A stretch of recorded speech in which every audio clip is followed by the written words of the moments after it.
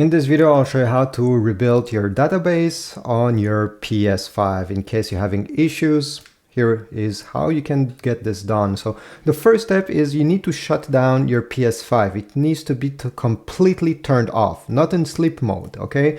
So if it's turned on, simply press the PS button and down below go all the way towards the right side, select power and then select turn off PS5.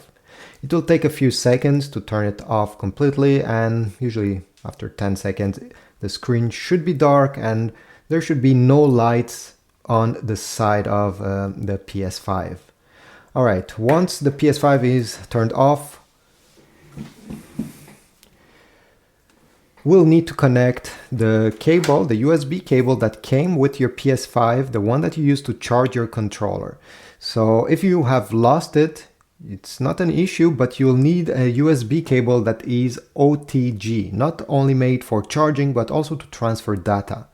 So this one is not even original, but since it's OTG, it will work. So I'll plug one end over here and the other end plug it in the controller, like that. Then we're gonna press this power button the same way you power up your PS5 usually, but this time we're gonna keep it pressed until we hear a second beep. So let me just demonstrate. I'm keeping it pressed. I hear the first beep, but I keep pressing on it. And here we go, second beep. Now I can release the button. Let's go on the screen. It will ask you to connect your controller using the USB cable, but since we already done this, you don't have to do anything. Simply press the PS button. And over here, you simply need to go down, select number 6, clear cache and rebuild database. And then select number 2, which is rebuild database.